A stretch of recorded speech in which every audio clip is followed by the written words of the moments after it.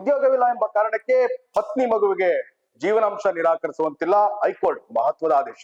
ದೈಹಿಕ ಶ್ರಮ ವಹಿಸಿದಾದರೂ ಕುಟುಂಬ ನಿರ್ವಹಿಸುವುದು ಪತಿಯ ಕರ್ತವ್ಯ ಎಂದು ಹೈಕೋರ್ಟ್ ಮಹತ್ವದ ಅಭಿಪ್ರಾಯ. ಜೀವನಾಂಶ ರದ್ದು ಕೋರಿ ಪತಿ ಸಲ್ಲಿಸಿದ್ದ ಅರ್ಜಿ ವಜಾ, ಮಾಸಿಕ 16,000 ರೂಪಾಯಿ ಪಾವತಿಸುವಂತೆ ಹೈಕೋರ್ಟ್ ಸೂಚನೆ. ಪ್ರಜಾ ಫೋಕಸ್ ವಿಶೇಷ ಕಾರ್ಯಕ್ರಮಕ್ಕೆ ಸ್ವಾಗತ. ನಾನು ನಿಮ್ಮ ಕಿರಣ್ ಚಿಕ್.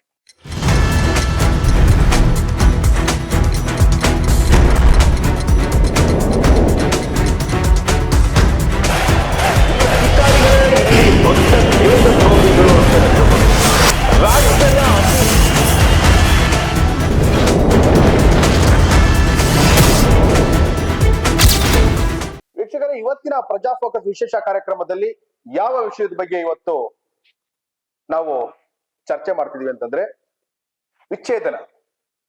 ಇವತ್ತು ವಿಚ್ಛೇದನ ಅಂತಂದ್ರೆ ಯಾವ ರೀತಿ ಆಗಿದೆ ಅಂತಂದ್ರೆ, ಈ ಫ್ಯಾಮಿಲಿ ಕೋರ್ಟ್ ಮುಂದೆ ನೀವೇನಾದ್ರೂ ಹೋದ್ರೆ ಒಂದು ಕಡಿಮೆ ಅಂತಂದ್ರೆ ಒಂದು ದಿನಕ್ಕೆ 100 ರಿಂದ 200 ಜೋಡಿಗಳು ತುಂಬಿರ್ತವೆ. ಅಂದ್ರೆ ಡಿವೋರ್ಸ್ಗೋಸ್ಕರ ಕೇಸ್ ಫೈಲ್ ಮಾಡಿರ್ತಾರೆ. ಅಂದ್ರೆ ಇವತ್ತು ಈ ಕಾಲಘಟ್ಟ ಯಾವ ರೀತಿ ಆಗೋಗ್ಬಿಟ್ಟಿದೆ ಅಂತಂದ್ರೆ, ಅಥವಾ ಈ ಸಮಾಜ ಎಷ್ಟರ ಮಟ್ಟಿಗೆ ಬದಲಾಗ್ತಿದೆ ಅಂತಂದ್ರೆ, ಈ ಡಿವೋರ್ಸ್ ಅನ್ನೋದು ಸರ್ವೇ ಸಾಮಾನ್ಯವಾಗಿ ಹೋಗಿದೆ.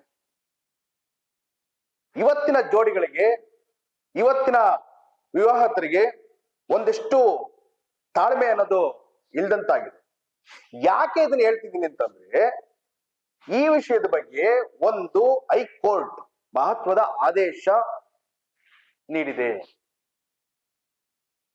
ಯಾಕೆಂತಂದ್ರೆ ನಾವು ನೋಡ್ಕೊಂಡ್ ಬಂದಿರ್ತೀವಿ, ತಲತಲಾಂತರದಿಂದ ಸಾಕಷ್ಟು ವಿವಾಹಿತರ ನೋಡ್ಕೊಂಡ್ ಬಂದಿರ್ತೀವಿ. ಯಾಕೆ ನಮ್ಮ ಮನೆಗಳಲ್ಲೇ ನಾವು ನೋಡಿರ್ತೀವಿ, ತಾತ ಮುತ್ತಾತ ಅಥವಾ ತಂದೆ ಅಂದ್ರನ್ನ ನೋಡಿರ್ತೀವಿ, ಚಿಕ್ಕಪ್ಪಂದ್ರನ್ನ ನೋಡಿರ್ತೀವಿ, ಮಾವಂದ್ರನ್ನ ನೋಡಿರ್ತೀವಿ. ಯಾಕೆ ನಾನು ಇದು ಹೇಳ್ತೀನಿ ಅಂತಂದ್ರೆ, ಅವರ ವಿವಾಹಿತ ಜೀವನ ಯಾವ ರೀತಿ ಇತ್ತು ಅಂತ ನಾವು ನೋಡಿರ್ತೀವಿ. ಅವರ ಜೀವನಕ್ಕೆ ನಿಜವಾಗ್ಲೂ ಒಂದು ಅರ್ಥ ಬರಬೇಕು, ಒಂದು ಮೈಲಿಗಲ್ಲಾಗಿರ್ಬೇಕು. ಜೀವನ ಅಂತಂದ್ರೆ 4 ಜನ ನೋಡಿದಾಗ ಎಷ್ಟು ಚೆನ್ನಾಗಿ ಬದುಕ್ತಿದ್ರಪ್ಪ ಅಂತ ಅನ್ಕೊಬೇಕು. ಸಾಕಷ್ಟು ಕಷ್ಟಗಳಿದ್ರು ಕೂಡ ಹೊರಗಡೆ ಗೊತ್ತಾಗ್ದಿಲ್ದಿರೋ ರೀತಿಯಲ್ಲಿ ಜೀವನ ನಡೆಸ್ತಾ ಇದ್ರು.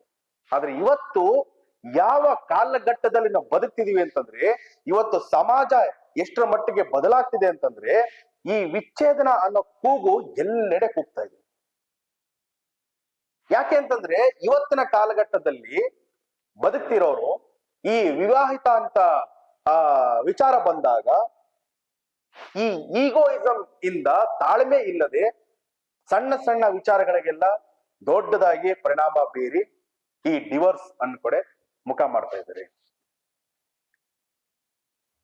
ಯಾಕೆ ಅಂತಂದ್ರೆ, ಇವತ್ತು ಬದುಕ್ತಿರೋಂತ ವಿವಾಹಿತರು ಎಷ್ಟರ ಮಟ್ಟಿಗೆ ಅವ್ರಿಗೆ ಎಷ್ಟೇ ಟೆನ್ಷನ್ನು, ನೋವು ಎಲ್ಲವೂ ಇದ್ರೂ ಕೂಡ ಜವಾಬ್ದಾರಿ ಇಲ್ಲದೆ ನಡೆದುಕೊಳ್ತಾ ಇದ್ದಾರೆ.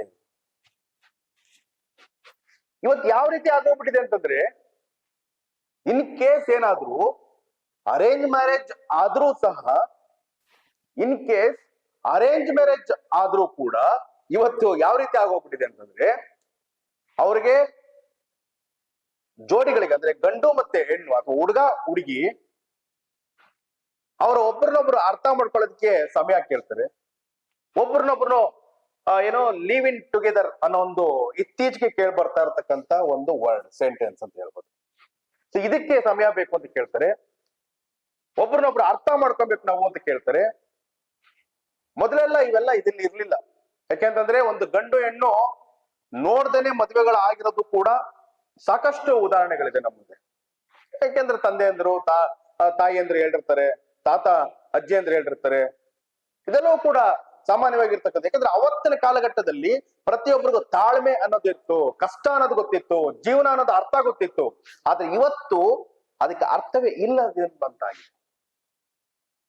ಅದು ಗಂಡಾಗಿರ್ಬೋದು, ಹೆಣ್ಣಾಗಿರ್ಬೋದು, ತಾಳ್ಮೆ ಇಲ್ದಾನೆ ಆ ಈಗೋಯಿಸಂ ಇಂದ ಮದುವೆ ಆಗಿ ಕೆಲವೇ ಒಂದ್ ತಿಂಗಳು, 2 ತಿಂಗಳು, 3 ತಿಂಗಳಲ್ಲೇ ಇವರ ವಿಚ್ಛೇದನಕ್ಕೆ ಕೋರ್ಟ್ಗೆ ಮೊರೆ ಹೋಗಿರ್ತಾರೆ.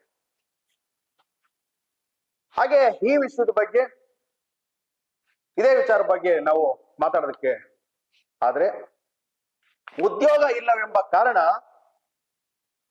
ಸಬೂಬು ನೀಡಿ ಪತ್ನಿ ಮತ್ತು ಮಗುವಿನ ನಿರ್ವಹಣೆಗೆ ಜೀವನಾಂಶ ನೀಡುವ ಜವಾಬ್ದಾರಿಯಿಂದ ಪತಿ ನುಣುಚಿಕೊಳ್ಳುವಂತಿಲ್ಲ. ಜೊತೆಗೆ ಮಾಸಿಕ ಅಂದ್ರೆ ತಿಂಗಳಿಗೆ 16,000 ರುವಿನಂತೆ ಜೀವನಾಂಶ ನೀಡುವ ಕೆಲ ಹಂತದ ಕೋರ್ಟ್ನ ಆದೇಶವನ್ನು ಕೂಡ ಎತ್ತಿ ಹಿಡಿದಿದೆ. ಅಲ್ಲದೆ ಉದ್ಯೋಗವಿಲ್ಲದಿದ್ದರೆ ಕೆಲಸ ಹುಡುಕಿಕೊಳ್ಳಬೇಕು, ಆದಾಯ ಕಡಿಮೆ ಇದ್ದರೆ ಹೆಚ್ಚಿನ ವೇತನ ಬರುವ ಕೆಲಸವನ್ನು ಕೂಡ ಹುಡುಕಿಯಾದ್ರೂ ಸಹ ಪತಿ ಹಾಗೂ ಮಗುವನ್ನ ಸಾಕುವುದು ಪತಿಯ ಕರ್ತವ್ಯ. ಆದ್ದರಿಂದ ಪತಿ ಮತ್ತು ಪತ್ನಿಯನ್ನು ಅತಂತ್ರ ಸ್ಥಿತಿಯಲ್ಲಿಡಲು ಬಿಡಲಾಗುವುದಿಲ್ಲ ಎಂದು ಅಭಿಪ್ರಾಯಪಟ್ಟ ನ್ಯಾಯಾಲಯ ಜೀವನಾಂಶ ನೀಡಲಾಗದೆಂದು ಪತಿ ಸಲ್ಲಿಸಿದ್ದ ಅರ್ಜಿಯನ್ನು ವಜಾಗೊಳಿಸಿದೆ. ಕೌಟುಂಬಿಕ ನ್ಯಾಯಾಲಯ ವಿಧಿಸಿದ್ದ ಜೀವನಾಂಶ ಆದೇಶ ಪ್ರಶ್ನಿಸಿ ಮೈಸೂರು ತಾಲೂಕಿನ ಹಳೆ ಉಂಡುವಾಡಿ ಹರೀಶ್ ಸಲ್ಲಿಸಿದ್ದ ಅರ್ಜಿ ಕುರಿತು ವಿಚಾರಣೆ ನಡೆಸಿದ ನ್ಯಾಯಮೂರ್ತಿ ಎಂ ನಾಗಪ್ರಸನ್ನ ಅವರಿದ್ದ ಏಕಸದಸ್ಯ ಪೀಠ ಈ ಆದೇಶ ನೀಡಿದೆ. ಅಲ್ಲದೆ ಸುಪ್ರೀಂ ಕೋರ್ಟ್ನ ಅಂಜು ಗರ್ಗ್ ಪ್ರಕರಣದ ತೀರ್ಪನ್ನು ಉಲ್ಲೇಖಿಸಿದ ನ್ಯಾಯಪೀಠ ಸಿಆರ್ಪಿಸಿ ಸೆಕ್ಷನ್ 125 ಸಾಮಾಜಿಕ ನ್ಯಾಯದ ಭಾಗವಾಗಿದ್ದು, ಪತ್ನಿ ಹಾಗೂ ಮಕ್ಕಳನ್ನು ಅನಾಥರನ್ನಾಗಿ ಬಿಡಬಾರದು. ಉದ್ಯೋಗವಿಲ್ಲ ಎಂದ ಮಾತ್ರಕ್ಕೆ ಜೀವನಾಂಶ ವಿನಾಯಿತಿ ಸಿಗುವುದಿಲ್ಲ. ಅಗತ್ಯ ಬಿದ್ದರೆ ದೈಹಿಕ ಶ್ರಮ ವಹಿಸಿಯಾದರೂ ಹಣ ಗಳಿಸಿ ಪತ್ನಿ ಹಾಗೂ ಮಕ್ಕಳನ್ನು ನಿರ್ವಹಣೆ ಮಾಡಬೇಕು ಎಂದು ಪ್ರತಿಪಾದಿಸಿದೆ.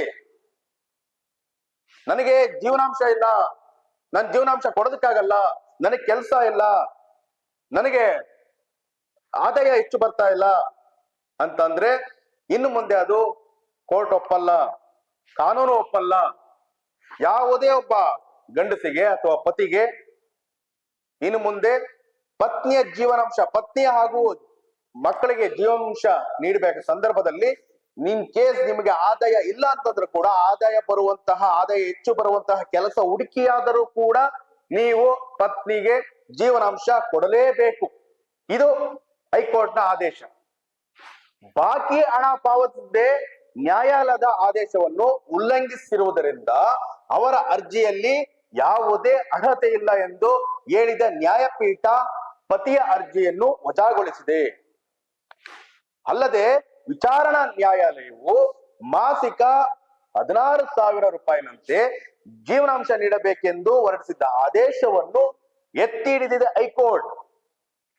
ಅರ್ಜಿದಾರರ ವಕೀಲರ ವಾದ ಏನು ಅಂತ ನೋಡೋದಾದ್ರೆ, ಅರ್ಜಿದಾರರು ಸದ್ಯ ಯಾವುದೇ ಕೆಲಸವಿಲ್ಲದೆ ಆರ್ಥಿಕ ಸಂಕಷ್ಟದಲ್ಲಿದ್ದಾರೆ.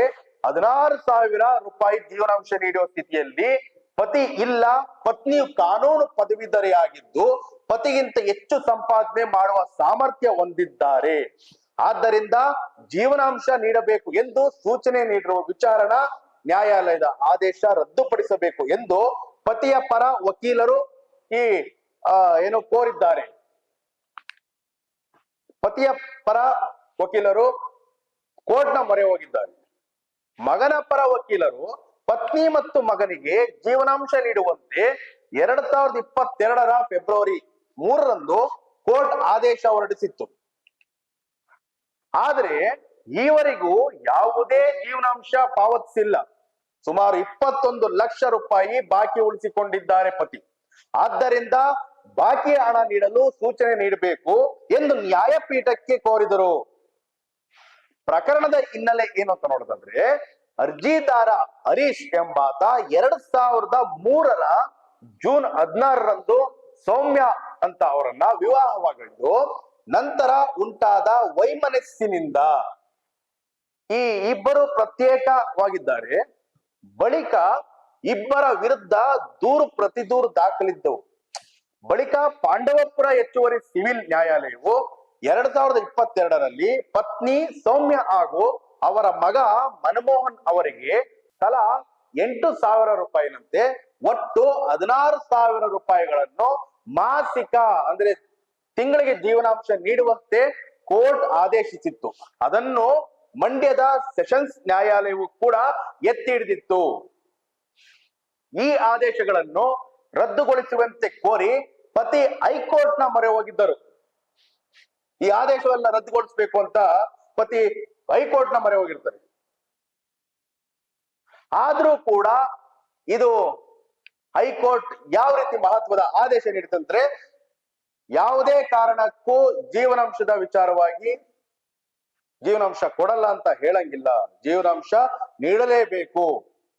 ನಿನಗೆ ಆ ಹೆಂಡತಿ ಪದವೀಧರ ಆಗಿರ್ಲಿ ಅಥವಾ ನಿನಗಿಂತ ಹೆಚ್ಚಾಗಿ ಓದ್ಕೊಂಡಿರ್ಲಿ ಅಥವಾ ನಿಮಗಿಂತ ಆದಾಯ ತರುವಂತ ಉನ್ನತ ಕೆಲಸದಲ್ಲಿರ್ಲಿ, ಆದರೂ ಸಹ ಗಂಡನಿಗೆ ಅಥವಾ ಪತಿಗೆ ಇರ್ಬೇಕಾಗಿರೋ ಜವಾಬ್ದಾರಿ ಏನಂತಂದ್ರೆ, ಇನ್ ಕೇಸ್ ಏನಾದ್ರೂ ನೀವು ವೈಮನಸ್ಸುಗಳಿಂದ ಬೇರೆ ಆದಲ್ಲಿ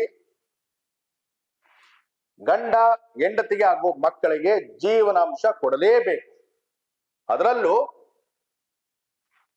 ನೀನು ಆದಾಯ ಇಲ್ಲ ಅಂದ್ರೂ ಕೂಡ ಆದಾಯ ಭರಿಸಿ ಆದರೂ ಕೂಡ ಜೀವನಾಂಶ ಕೊಡಬೇಕು ಅಂತ ಹೈಕೋರ್ಟ್ ಆದೇಶ ನೀಡಿದೆ.